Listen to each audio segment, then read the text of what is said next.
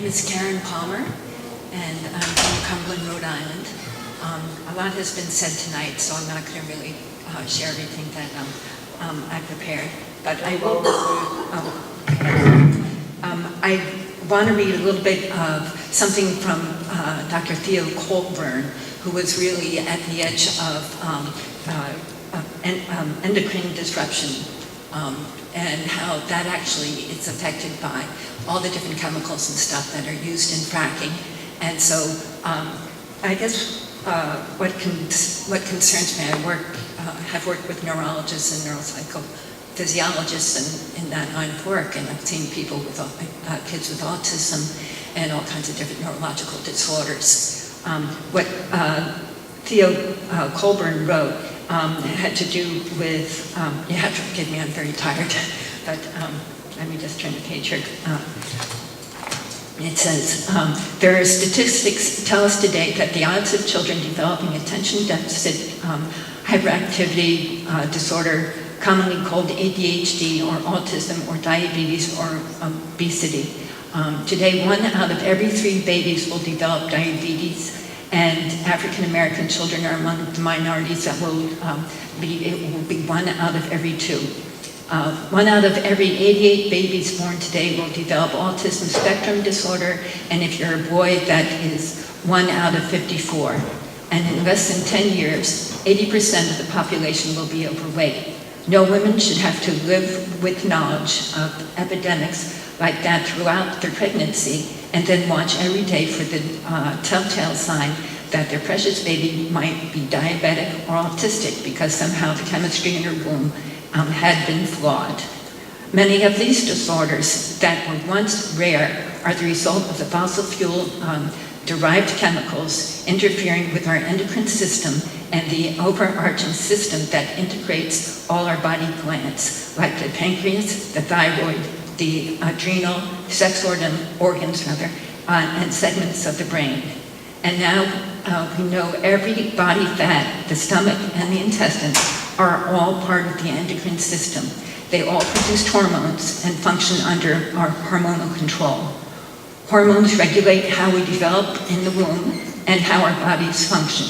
They can affect our mood, our capacity for empathy, our sexuality, and our ability to process information so we can reach conclusions about what we are hearing and seeing and doing, and most important, our ability to look each other in the eye and socialize and solve problems. In essence, hormones humanize us.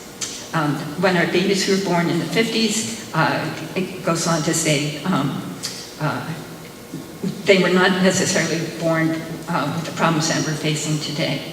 I'm just trying to skim over this because I know it's longer than the designated time. But they're saying now that I guess this was stated back in 2011, that there were nearly 100,000 new chemicals that were introduced to the market, and that there'd only been testing on a very small percentage of them, whether they were any threat to people's health or to the environment.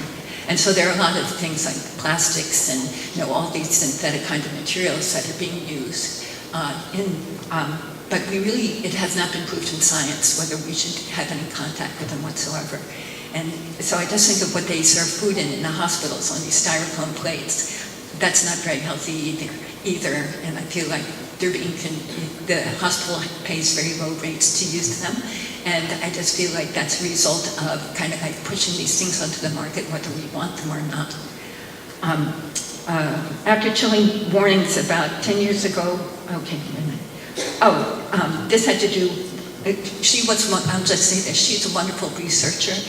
She was really a catalyst in getting this research done on these enzyme inhibitors, and so she's received the Rachel Carlson Award from around the world. She's been giving lectures all over the place, and so she was really on the cutting edge of this kind of research.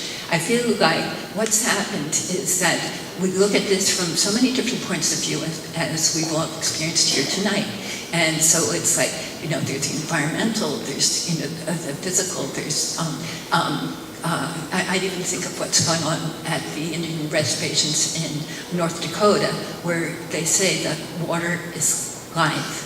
And so water, which would be directly impacted by the use of fracking because of all the various chemicals and that would be used in the particulates and everything else, I'm looking at the time, that impacts every aspect of our life.